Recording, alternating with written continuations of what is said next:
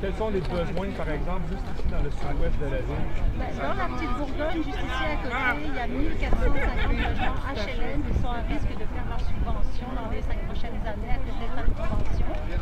Plus les 700 coop et OBNL, on parle de 2 tiers des logements locatifs qui sont concernés pour la petite Bourgogne.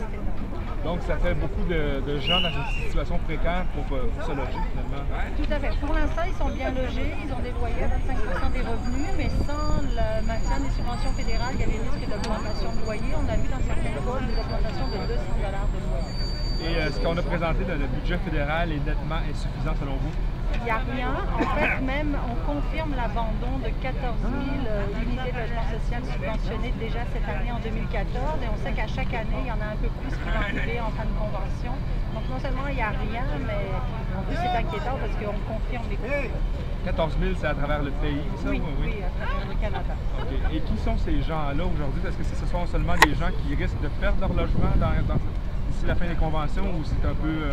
Il y a beaucoup de locataires de HLM, de coop, mais il y a aussi des gens qui sont dans des coop plus récentes, qui sont solidaires. Il y a aussi des gens qui sont en attente de logement social. Dans le sud-ouest, on a plus de 1000 personnes sur la liste d'attente pour un logement social, donc on ne peut pas se permettre d'en perdre un seul. Merci beaucoup. Salut, vous autres. Ça va, Martin? Merveilleusement bien. Et toi? Ben, ils sont tous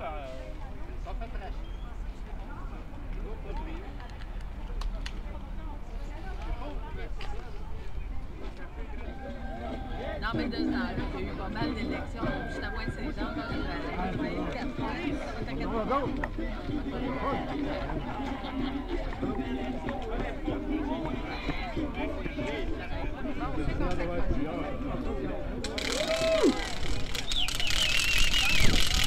Pour le droit, pour le droit, on va évidemment tenter de se mettre en marche. Une parade qui ne marcherait pas, ça aurait l'air un petit peu fou. Donc on va attendre quelques minutes. José lui Frappé fait une entrevue. Elle va ensuite venir un petit peu parler du gros enjeu des fins de convention. Et puis après on vous expliquera un petit peu comment ça se passe à Verdun, à Saint-Henri, dans le sud-ouest. Et puis, évidemment, on prendra la rue pour se rendre vers l'armée, qui n'est pas très loin d'ici. Donc, je vous passe tout de suite la parole à Marie-Josée Corriveau du FRAPRU, qui va vous expliquer un peu c'est quoi l'enjeu autour des fins de convention, autour du financement des logements sociaux. Alors, il y a maintenant 20 ans, en 1993, le gouvernement fédéral a pris la décision de ne plus investir dans le développement de nouveaux logements sociaux en accordant aux logements sociaux des subventions à long terme qui venaient en fait permettre la réduction de loyer pour les gens à plus faible revenu qui habitent dans ces logements-là. Non seulement il a pris cette décision-là en 1993, mais également il a pris la décision de ne pas reconduire les ententes à long terme qui avaient été signées avec les ensembles, les coopératives, les organismes sans but lucratif d'habitation et les HLM pour tous ceux qui ont été réalisés avant 1994. Ça veut donc dire qu'à l'heure actuelle, on se retrouve avec de plus en plus de logements sociaux qui ont été réalisés avant 1994 et qui perdent en ce moment leurs subventions pour réduire les loyers des ménages à faible revenu qui habitent dedans. C'est un enjeu majeur. Ça concerne, à l'échelle du Canada, 596 000 logements sociaux.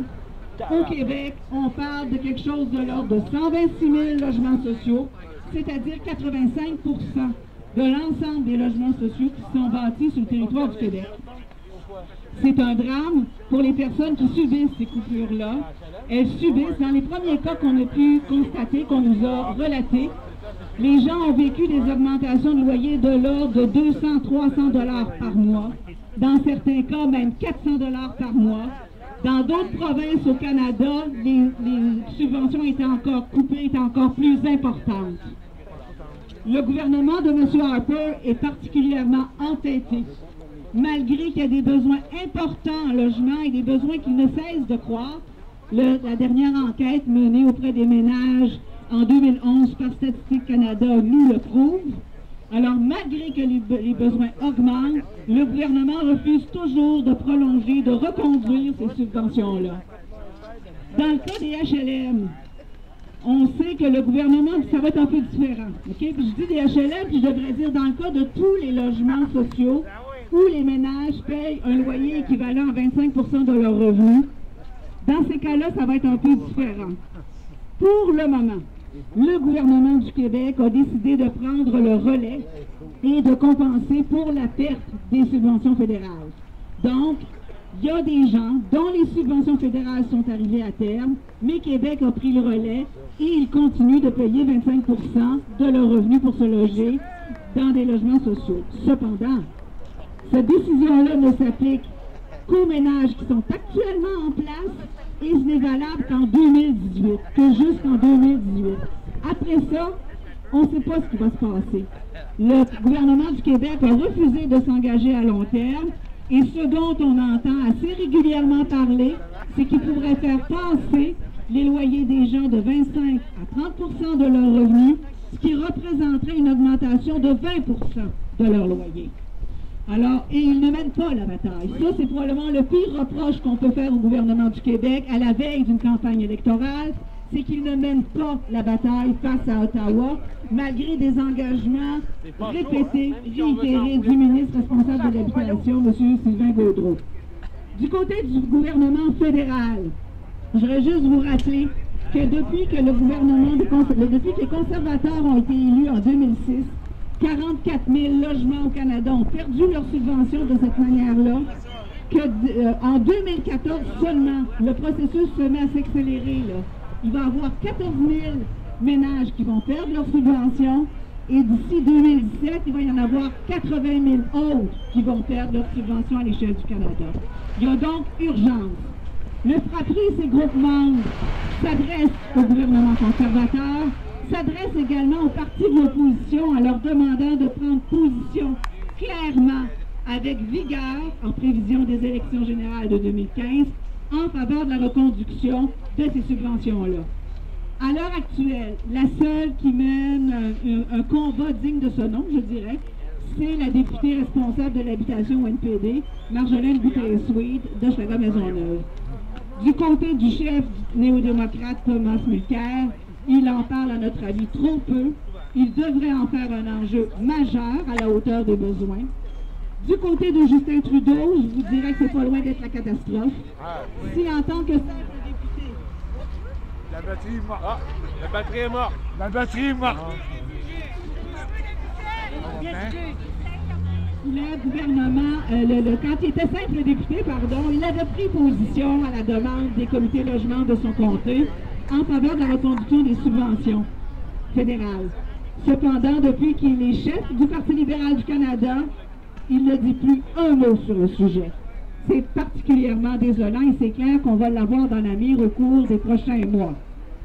Ce que je voudrais vous rappeler également, c'est que depuis maintenant 1993-94, le budget de la Société canadienne d'hypothèque et de logement, qui a le mandat de s'occuper de l'habitation à l'échelle du Canada, n'a pas augmenté d'un sou. Durant la même période, le budget de la Défense nationale a augmenté de 83%.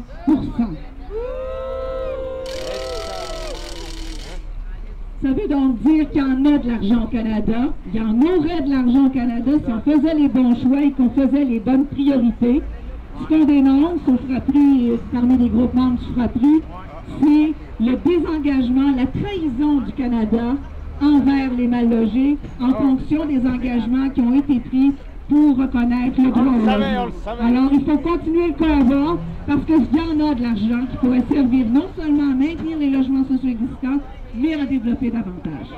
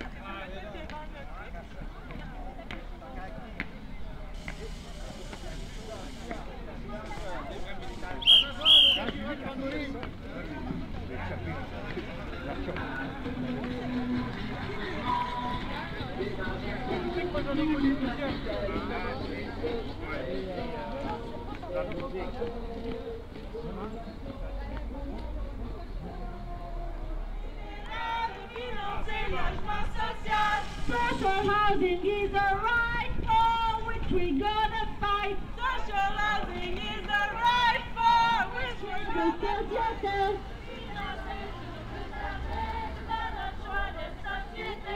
Financer les mal logés, c'était notre choix de société. Est-ce que ça vous tente de chanter le Haut-Canada des mal logés? Wouh!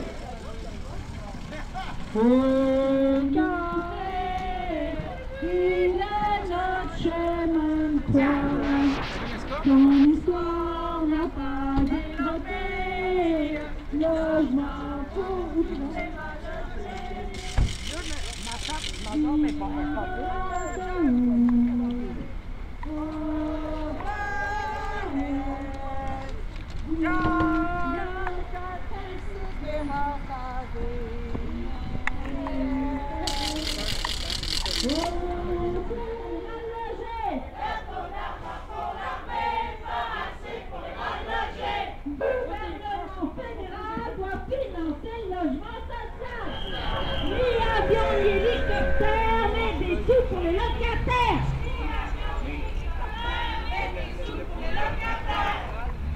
nous sommes devant les locaux de la Défense nationale de la région de la Beauce.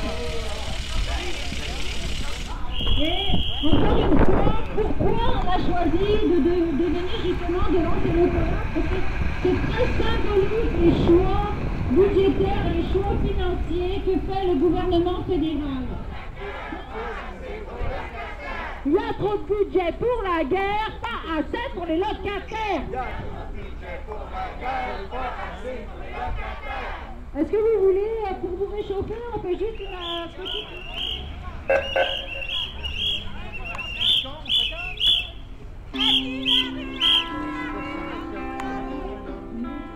Assez pour les mal logés. Il y a trop d'argent pour l'armée, pas assez pour les mal logés.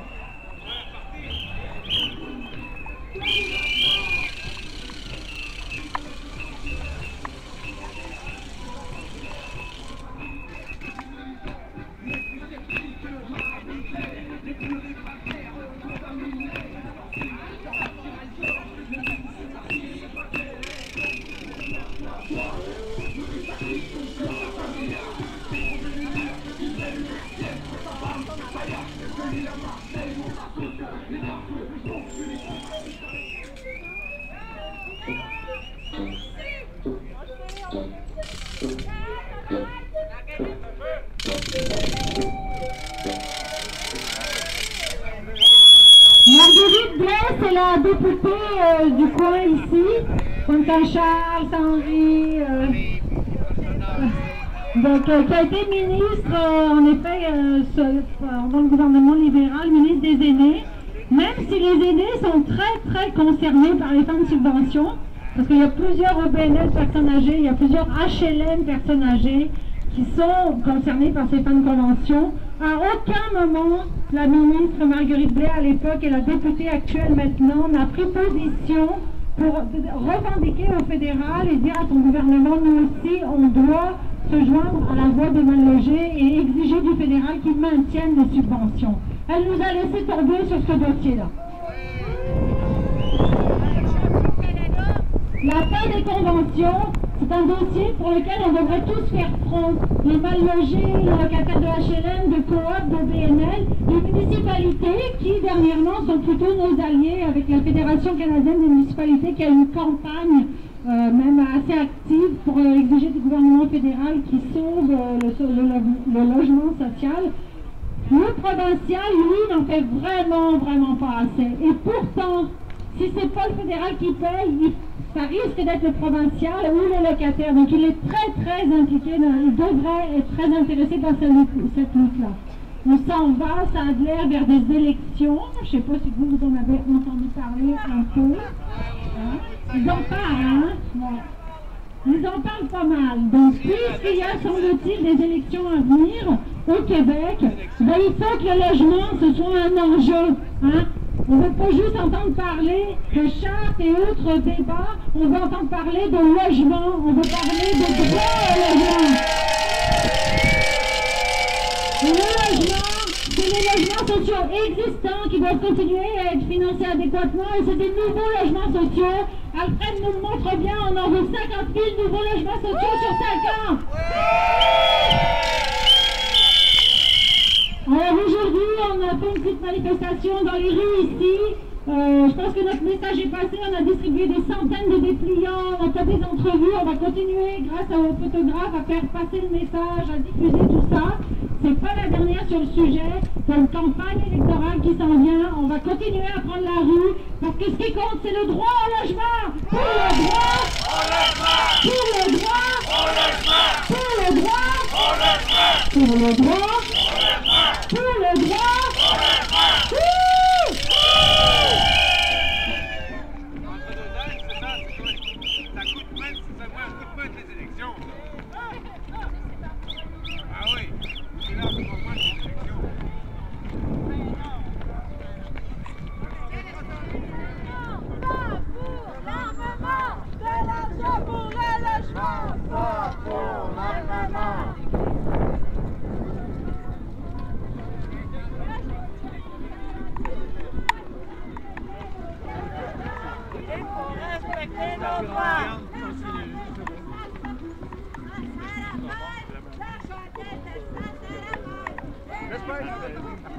J'espère que ça va toujours rester de même ici. Ailleurs. On a suivi passer de l'autre côté à moitié des familles. En même temps, pour faire le poids.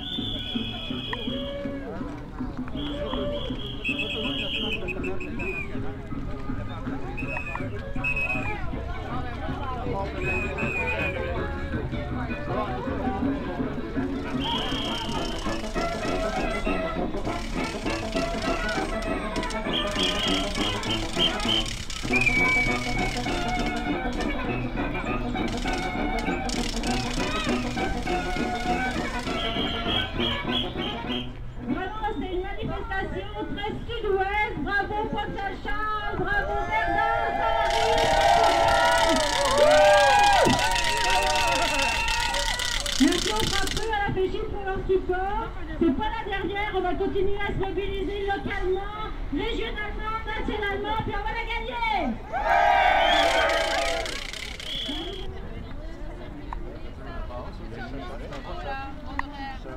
Merci les gars! Merci les gars!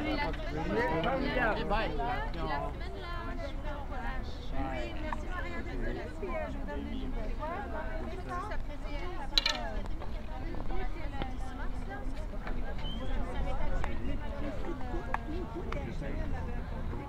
Regarde, c'est le... Je sais que c'est pas.